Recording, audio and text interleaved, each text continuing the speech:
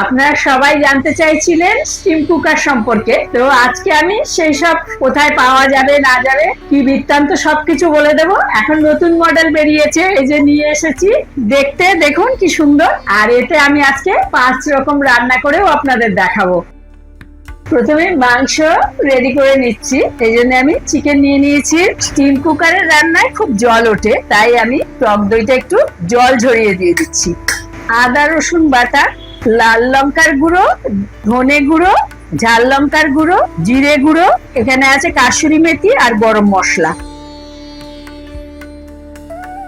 একটু কাজু বাদাম গুঁড়ো করে নিয়েছি, গুঁড়োই করলাম, পেস্ট করিনি। কিন্তু কাজুর গুঁড়োটা না দিলেও হবে, আমি একটু বাসন্তী পোলাও করব, তার জন্য একটু চিকেনটা একটু ভালো করে করছি। স্বাদ মতো লবণ, 2-4 দানা চিনি দিলেই হবে, একটু সাদা তেল।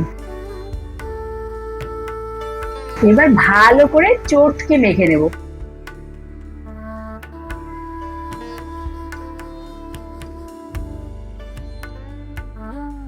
সরিয়ে দিচ্ছি এটা। মাছে নুন হলুদ মাখিয়ে রেখে দিয়েছিলাম, এখন আবার একটু লেবুর রস দিয়ে সবটাকে ভালো করে মাখিয়ে নিলাম। অন্য আরেকটা বাটিতে নিচ্ছি টমেটো, হলুদ, লবণ। টমেটোটাকে চটকে নেব। এটা সর্ষে পোস্ত পেস্ট।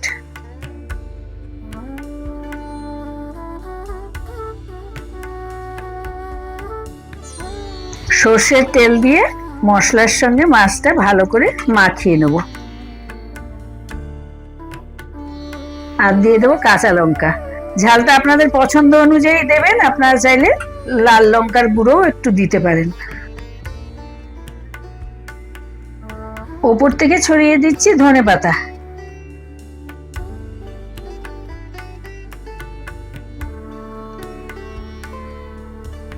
ব্যাস, এবার এটাকে সরিয়ে দিচ্ছি। এবার করে নিচ্ছি ডাল ছিটিয়ে লাউ ঘন্ট, আর তার জন্য নিয়ে নিচ্ছি একটু টমেটো কুচি, এই যে ফ্রোজেন মটরশুঁটি ছিল সেটা দিচ্ছি, মুগ ডাল ধুয়ে রেখেছি সেটা দিচ্ছি, স্বাদ মতো লবণ, হলুদ গুঁড়ো, কুচনো লাউ, একটু চিনি, ঘি। আপনারা চাইলে তেলের মধ্যে তেজপাতা, শুকনো লঙ্কা, জিরে একটু ফোড়ন দিয়ে এর মধ্যে ঢেলে দিতে পারেন। আমি আর গ্যাস জ্বালাচ্ছি না। এবার ভালো করে সবকিছু মেখে নেব। দিয়ে দেবো কাঁচা লঙ্কা। কাঁচা লঙ্কাটা খুব বেশি চটকালাম না, বেশি ঝাল হয়ে যাবে, সেই জন্য একটু দিয়ে শেষে একটু মেখে দেব। হয়ে গেছে, এবার এটাকে সরিয়ে দিলাম, দিয়ে বাসন্তী পোলাও করব। স্টিম কুকারে যে কোনো রাইস করতে গেলে সেটা চালের মাপটা ঠিক রাখতে হবে, আর কারণ সেই অনুপাতে জল দিতে হবে, কেন ফ্যান গালা বা কোনো কিছুর ব্যাপার নেই। সেই জন্য আমি প্রথমে যে বাসন্তী পোলাওটা করব সেইটা গোবিন্দভোগ চাল দিয়ে করছি, তো আগের থেকে ভিজিয়ে জলটা ঝরিয়ে নিয়ে একটু মেলিয়ে রেখেছিলাম, শুকনো হয়ে গেছে। এবার এর মধ্যে সব জিনিসপত্র দেব আর মেপে জলটা দেব।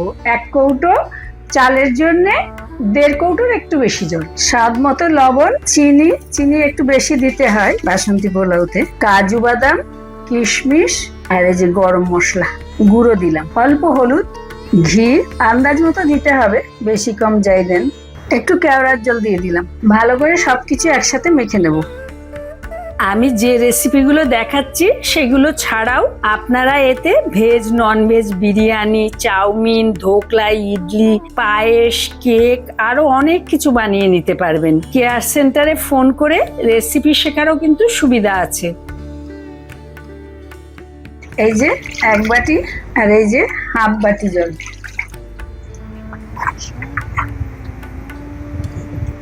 এটা হয়ে গেছে, সরিয়ে দিচ্ছি। এবার ভাত করে নেব। 2 বাটি জল দিলাম। অর্ডিনারি ভাতের চাল ধুয়ে একটু ভিজিয়ে রেখেছিলাম, ভিজিয়ে রাখলে একটু ভাতটা লম্বা লম্বা হয়। আর এখন সেই চালটা দিয়েছি, আর যে বাটিতে চাল নিয়েছিলাম তার 2 বাটি জল দিয়ে দিলাম, একটু সামান্য কম কম। সবকিছু রেডি। এবার একে একে সব সাজিয়ে নেব। এই যে নিচের একদম অংশটা নিয়ে নিয়েছি, তার মধ্যে জল দিয়ে দিচ্ছি। এই যে এখানে দাগ আছে, দাগের নিচ পর্যন্ত জল দিলাম। ঠিক 1 চিমটি নুন দিতে হবে, এই যে এইরকম ভাবেই। ঢাকনাটা দিয়ে নিলাম।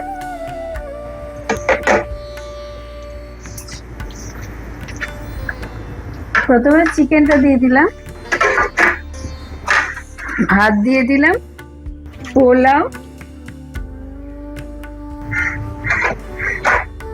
লাউ, মাছ। এবারে প্লাগ লাগিয়ে সুইচ দিয়ে দিলেই আমার কাজ শেষ। খুন্তির কাজ একদম নেই। এই যে দেখুন কিরকম সুন্দর সবকটাতে স্টিম হয়েছে। এবার খুলে দেখব হয়েছে কিনা। উপরেরটা দেখি, হ্যাঁ একদম হয়ে গেছে। এই যে বাসন্তী পোলাও, ভাত, আর এই যে চিকেন। বন্ধ করে দিলাম, নিজে থেকেও বন্ধ হয়ে যেত জল ফুরালে। আমার হয়ে গেছে মনে হচ্ছে, আমিতেই বন্ধ করে দিই। চলুন দেখিয়ে দিই কেমন হয়েছে। এই যে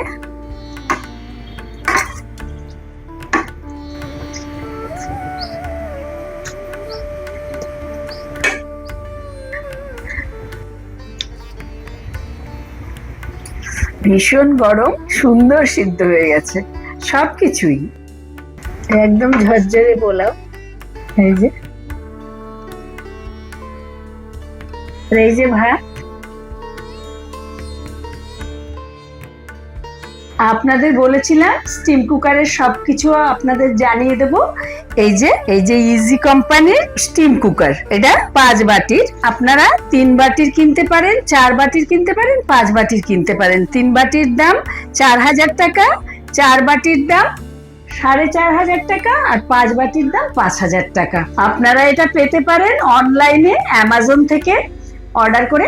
আর লেক টাউনে ওনাদের শোরুম আছে, সেখানে ঠিকানা আমরা দিয়ে দিচ্ছি। আপনার সেখান থেকে গিয়ে দেখে শুনেও নিয়ে আসতে পারেন। ওদের ফোন নাম্বারও দিয়ে দিচ্ছি, আপনারা ওনাদের সঙ্গে ফোন করে কথা বলেও নিতে পারেন।